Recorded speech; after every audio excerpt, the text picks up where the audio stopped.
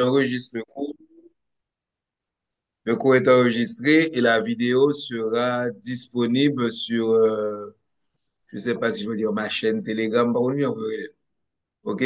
Naturellement, si vous allez sur mon site, vous allez trouver le cours déjà enregistré.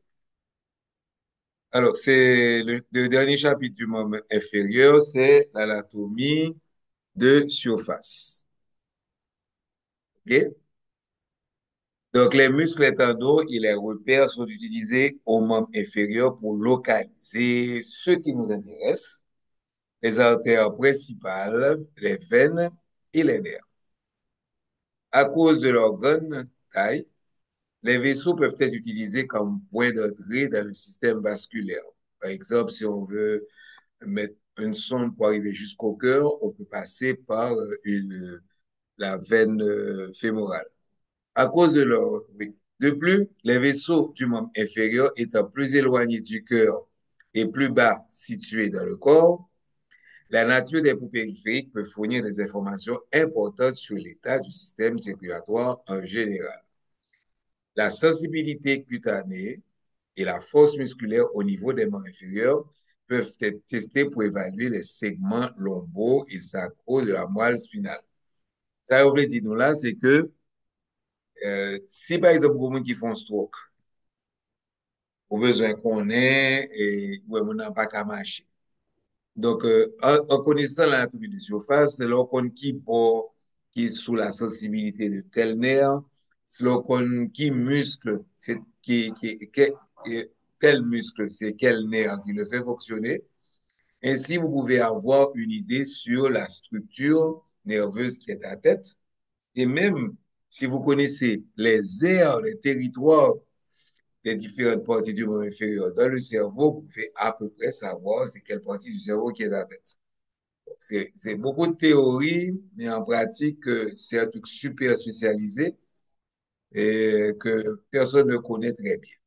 Donc, la première chose qu'il faut faire, c'est éviter le nerf sciatique.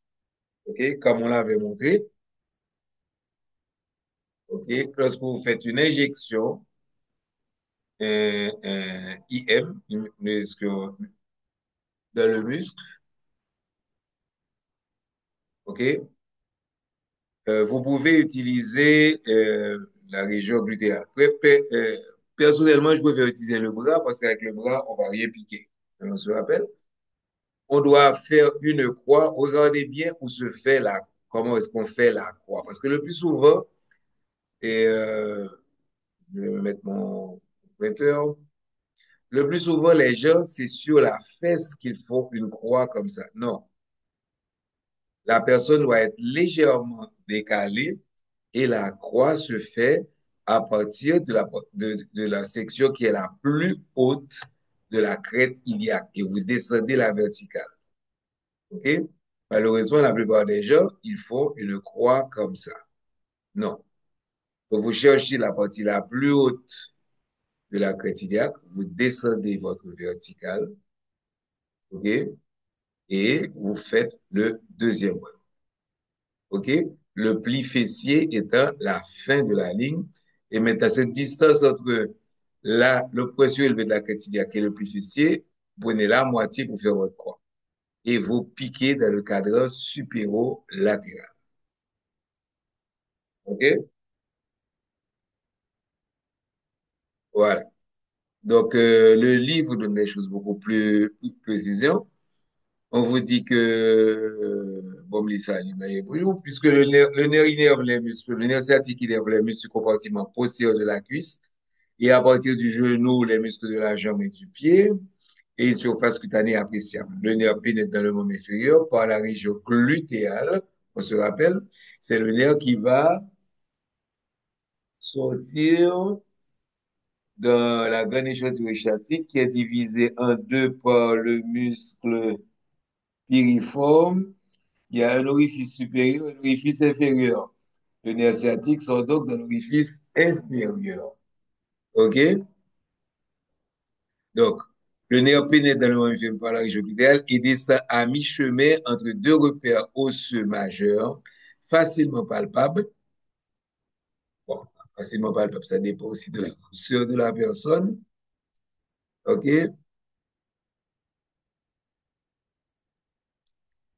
Facilement palpable, le grand trochanter qui est ici. OK? Et la tubérosité ischiatique que l'on retrouve ici. Alors, quand vous dites facilement palpable, naturellement, c'est pour une personne qui n'est pas trop forte. Le grand trochanter est aisément accessible. Il forme une protubérance ici, oui. Il forme une protubérance osseuse, OK, à environ une largeur de main au-dessus de la partie moyenne de la crête iliaque. La tubérosité sciatique est palpable juste au-dessus du pli glutéal. Donc, imaginez si on a déjà un gros derrière, pour nous réussir palper la tubérosité sciatique, c'est pas aussi simple que ça. Et quand vous allez commencer avec votre stage, vous allez voir que les hommes ayant beaucoup moins de graisse, donc ces points osseux, ces repères osseux, on peut les trouver plus facilement chez les hommes que chez les filles. Donc, le Gounia, mesdames, yo, son seul bagage que vous besoin, c'est un gros dada. La région glutéale peut être divisée en quatre cadrans, un, deux, trois, quatre, par deux lignes tracées à partir des repères osseux. Une ligne verticale, donc c'est ce que j'avais dit, à partir du point le plus élevé de la crête iliaque, OK? Une ligne horizontale croisant la première à mi-chemin entre le point le plus élevé de la crête iliaque et le plan horizontal au niveau de la tubérosité ischiatique. OK? Un dos, compliqué net. OK? Le nerf sciatique s'incurve vers le coin supérieur et latéral du cadran inféromédial et descend le long du bord médial du cadran inférolatéral. Les injections doivent être pratiquées dans la partie antérieure du cadran supérolatéral pour éviter de blesser le nerf sciatique et les vaisseaux principaux de cette région. Bon. Donc, bien connaître les repères osseux pour pouvoir faire les injections intramusculaires. Maintenant, vous avez dans votre trigone fémoral. OK, c'est la découverte de l'artère fémorale dans le trigone fémoral. OK, si vous avez un ou une petite amie, vous pouvez lier l'utile à l'agréable en cherchant le trigone fémoral de la personne et en cherchant l'artère fémorale. Je vous conseille de mettre le sujet dans le même état que sur la figure. Donc, sans aucun vêtement pour bien pouvoir palper l'artère fémorale. OK? Donc, cette artère fémorale venant de l'abdomen traverse le trigone fémoral. Le trigone fémoral est une dépression, on se rappelle, située à la partie haute de la face antérieure de la cuisse, limitée par le relief du long abducteur et le bord médial du muscle sartorius, en haut par le ligament inguinal. Donc, on a le ligament inguinal, le muscle sartorius, OK? Et le long adducteur, vous avez une dépression. Trigone veut dire que c'est un triangle qui a un relief, donc il y a un fond. Et là-dedans, vous pouvez palper votre artère fémorale. Maintenant, à quoi cette notion nous est-elle utile? Si par exemple, pour moun, les veines cassées fémurales et ou besoin de manipuler, vous avez besoin de bouger la personne. OK? Le problème qu'il va avoir, c'est que ça fait mal. Or, tous les muscles, la plupart des muscles de la région antérieure sont innervés par le nerf fémoral. Donc, vous placez votre doigt sur l'artère fémorale et vous piquez en dehors. Une fois que vous avez piqué en dehors, vous allez pouvoir et infiltrer le nerf fémoral. Alors, qui peut me dire quelle erreur qu'il y a dans ce schéma? Parce que j'adore et toujours mettre erreur ça. Quelle erreur qu'il y a dans ce schéma?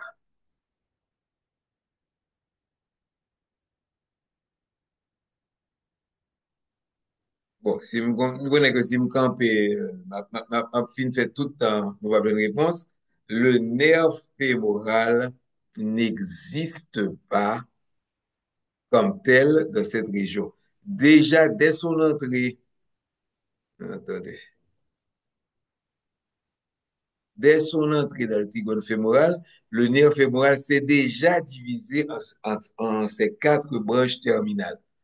Donc, c'est pour la forme qu'on adore montrer ça, mais lorsque vous irez en dissection, si dissection il y a, OK, vous allez voir que le nerf fémoral en tant que nerf n'existe pas dans la région parce qu'il s'est déjà séparé en ces quatre branches terminales. Mais vous pouvez, en infiltrant ici, vous pouvez quand même infiltrer les quatre branches terminales et ainsi diminuer la douleur au niveau de la cuisse du patient. OK? Maintenant, pour les personnes pour qui on n'arrive pas à trouver de veine, on peut faire une ponction veineuse. Et à ce moment-là, on va utiliser la veine fémorale.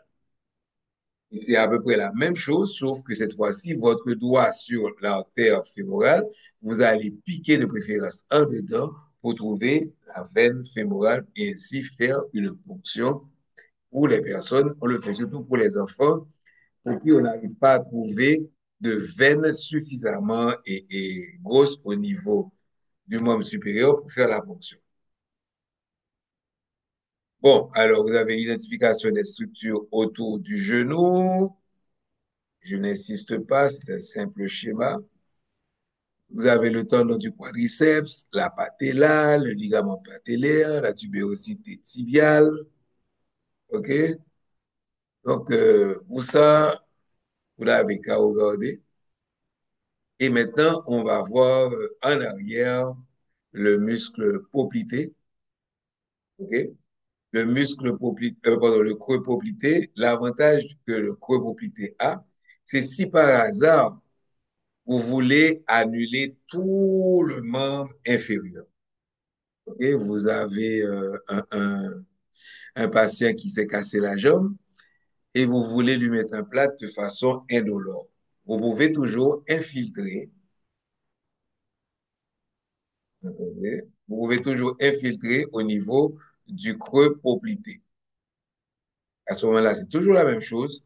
Vous avez votre artère fémorale qui est devenue artère poplitée parce qu'elle est passée par le hiatus du grand adducteur. En passant le hiatus du grand adducteur qui est dedans, elle va se retrouver en arrière dans le creux poplité. En palpant donc votre artère, OK? Quand vous piquez en dehors, vous êtes supposé infiltrer le nerf sciatique. Donc, essayez de palper votre artère le plus haut possible et vous piquez en dedans et vous allez prendre le nerf sciatique. Quand vous piquez, il faut toujours, à ce moment-là, il faut toujours faire une aspiration pour ne pas piquer la veine. Voilà. Application pratique de même que vous avez la même chose pour le canal tarsien, OK, qui peut servir, un, pour anesthésier toute la partie médiale du pied. OK? Je l'ai fait encore hier. Quelqu'un qui avait une nécrose de son pied. OK?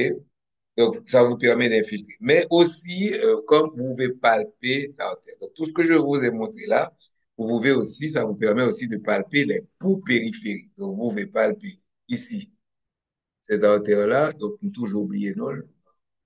J'oublie. J'oublie le nom de l'artère. Oui, je crois que c'est l'artère tibiale postérieure, c'est ça? Donc, vous pouvez palper l'artère tibiale postérieure ici, dans mes amis, François qui vient maintenant.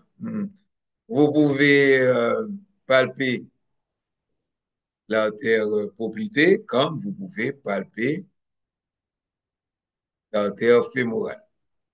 Palper les poux périphériques, ça vous permet de savoir si le membre est bien irrigué. Dans les régions du pays où on ne peut pas avoir un examen spécifique qu'on appelle le Doppler. Donc, à mi-distance entre la malléole et le talon, vous allez trouver votre pouls périphérique et de la tibiale postérieure. Okay? Bon, vous avez identification des tendons autour de la cheville au niveau du pied. Je n'insiste pas. Donc, nous félicitons bien-aimé Bianca pour sa demi-heure. Bien et bien, comme tu viens d'arriver, je te félicite pour ta demi-heure de retard. Hmm. Et on continue donc. Bon, ce schéma-là, vous devez pouvoir identifier les structures. Je vous propose de regarder les pieds de vos confrères et d'identifier les tendons. OK? La meilleure façon d'identifier un tendon, c'est de demander de faire un mouvement. Par exemple, si vous faites l'extension de votre gros orteil, vous allez trouver le tendon pour le gros orteil. Si vous faites l'extension des autres doigts, vous allez trouver automatiquement les tendons vont apparaître. Maintenant, à partir du tendon, OK, pour de l'extenseur de la luxe, OK, en dehors, en posant votre main sur le dos du pied, vous allez pouvoir palper le pouls de l'artère dorsale du pied. OK? Donc, ça vous donne combien de pouls à palper, le pouls fémoral, le pouls poplité, OK? Le pouls de la tibiale postérieure et le pouls de l'artère dorsale du pied.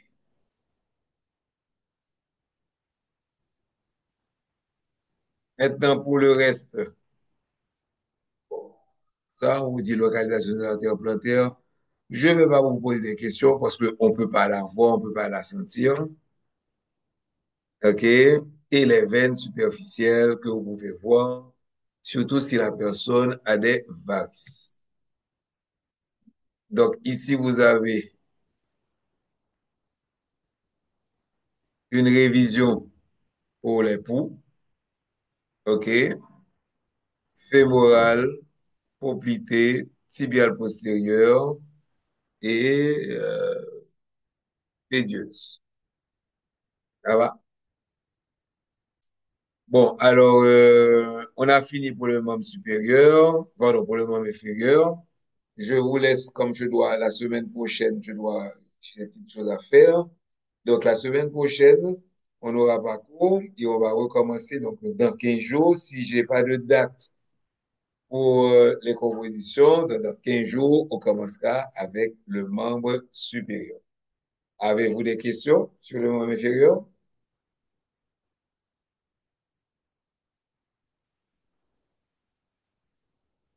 D'accord. Donc, je vous souhaite d'ores et déjà une bonne journée et on va donc se revoir dans 15 jours.